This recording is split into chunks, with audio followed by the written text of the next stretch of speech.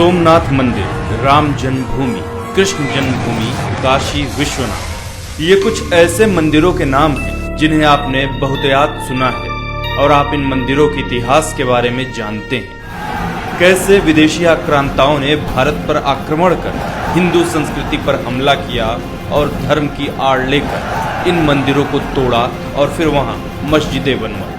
पर ऐसे हजारों मंदिर थे जो इस्लामिक आक्रांताओं के अहंकार और धर्म प्रचार की भेंट चढ़ गए, जिन्हें इसलिए तोड़ा गया ताकि हिंदू संस्कृति और उसकी पूजा पद्धतियों को नीचा दिखाया जा सके। भारत में इस्लामिक आक्रमणों की शुरुआत अरब आक्रांता मोहम्मद बिन कासिम के सिंध पर आक्रमण करने से शुरू हुई।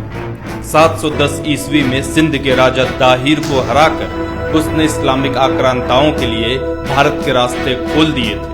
मोहम्मद बिन कासिम की सिंध पर फतह के बाद इस्लामिक लुटेरे और आक्रमणकारियों का एक लंबा इतिहास है, जिन्होंने हिंदू, बौद्ध, जैन धर्मस्थलों को तोड़ा और कुछ पर मस्जिदें भी बनाई। महमूद गजनी के सोमनाथ पर हमला कर पवित्र ज्योतिर्लिंग को तोड़ने का इतिहास हम सब जानते हैं। कहा जाता है कि महमूद सिर्फ धन दौलत लूटने हिंदुस्तान आया था, पर अगर उसका उद्देश्य सिर्फ लूटपाट होता तो पुजारियों के आग्रह के बावजूद ज्योतिर्लिंग को नहीं तोड़ता। महमूद गजनी के बाद दिल्ली सल्तनत का इतिहास पवित्र हिंदू मंदिरों को तोड़कर उन पर मस्जिदें बनवाने को लेकर भरा पड़ा है। कुतुबुद्दीन ऐबक ने दिल्ली की पहली मस्जिद कुव्वत अल इस्लाम का निर्माण 27 मंदिरों को तोड़कर उनकी सामग्री से करवाया। कुतुब मीनार पर मौजूद शिलालेख में इसका जिक्र साफ साफ किया गया है। सन 1290 से 1320 तक खिलजी वंश का शासन हुआ। अलाउद्दीन खिलजी के सेनापति मलिक काफूर ने दक्षिण भारत के होयसला राज्य पर आक्रमण कर वहां के सभी मंदिरों को तोड़ डाला।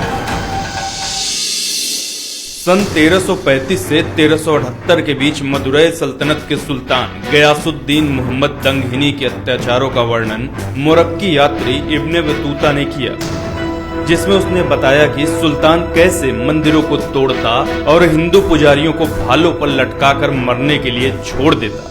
सन 1321 से 1394 के बीच फिरोज शाह तुगलक ने पुरी के जगन्नाथ मंदिर और कांगड़ा देवी मंदिर को नुकसान पहुंचाया। खुद अपनी आत्मकथा तारीख फिरोज शाही में उसने स्वीकार किया कि कैसे उसने पुजारियों पर अत्याचार किए और उन्हें अपने महल के दरवाजे पर मार कर लटका डाला।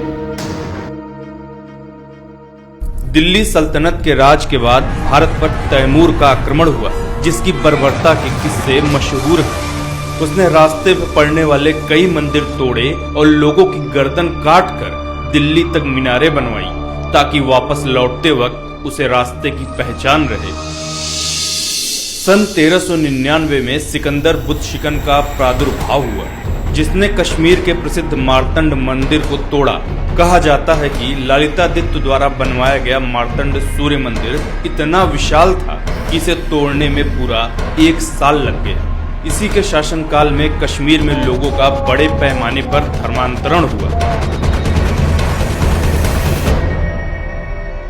सन 1451 से शुरू हुए लोधी वंश में भी मंदिरों को तोड़ने का काम बदस्तूर जारी रहा। तारीख दाऊदी के अनुसार सिकंदर लोधी के शासनकाल में मथुरा के सभी तीर्थों को तोड़ दिया गया। पूरे मथुरा क्षेत्र में कोई अपना सर नहीं मुड़ा सकता था और दाढ़ी नहीं कटा सकता था। मुगल काल में राम जन्मभूमि विध्वंस से शुरू हुई मंदिरों को तोड़ने की प्रथा मुगल काल के हर शासक के वक्त में जारी रही। इतिहासकार निजामुद्दीन अहमद तबकात अकबरी में नगरकोट की फतह का जिक्र करते हुए लिखते हैं कि महामाई के मंदिरों में पुजारियों को मारा गया। मंदिर परिसर में 200 गायों को काटकर मंदिरों की दीवारों को उनके रक्त से लाल कर दिया गया। औरंगजेब मुगल कालीन शासकों में मंदिर तोड़ने में सबसे आगे रहा। फ्रेंच यात्री जॉन दे ठेवनोट के अनुसार औरंगजेब ने गुजरात का गवर्नर रहते जैन मंदिर चिंतामणि पार्श्वनाथ मंदिर को अपवित्र किया। उसने मंदिर परिसर में गाय की हत्या करवाई और मंदिर तोड़कर कुव्वत उल इस्लाम मस्जिद का निर्माण करवाया। आयरिश इतिहासकार विंसेंट स्मिथ के अनुसार सन 1669 में औरंगजेब ने अपने सभी अधिकारियों को आदेश दिया था कि वो काफिरों के शिक्षा संस्थानों और उनके धर्मस्थलों को तोड़ने के लिए सदैव तैयार रहे। इतिहासकार सीके करीम के अनुसार टीपू सुल्तान ने अपने शासनकाल में हिंदू मंदिरों को तोड़ डालने का आदेश दिया था। ऐसे हजारों मंदिर थे जो इस्लामिक आक्रांताओं या मुस्लिम शासकों द्वारा या उनके शासनकाल में तोड़े गए। क्या वजह थी इन मंदिरों को तोड़ने की? अगर आक्रमण का मकसद लूटपाट था तो सोमनाथ विजय के बाद ज्योतिर्लिंग के 3 टुकड़े क्यों किए गए? अगर आक्रमण का उद्देश्य शासन के लिए राज्य जीतना था तो अयोध्या विजय के बाद जन्मभूमि विध्वंस क्यों कराया गया? अगर आक्रमण का उद्देश्य धर्म प्रचार था तो दिल्ली में पहली मस्जिद बनवाने के लिए 27 हिंदू मंदिरों को क्यों तोड़ा गया? इन सभी उदाहरणों से सहज ही कहा जा सकता है कि इन आक्रमणकारियों के उद्देश्यों में सबसे अहम तौर पर हिंदू सभ्यता और संस्कृति को भ्रष्ट करना शामिल था। मंदिरों को तोड़कर उन्हें अपवित्र कर पुजारियों को मारकर वे अपनी श्रेष्ठता साबित करना चाहते थे। वे साबित करना चाहते थे कि उनका धर्म बलवान है और हिंदू धर्म कमजोर है।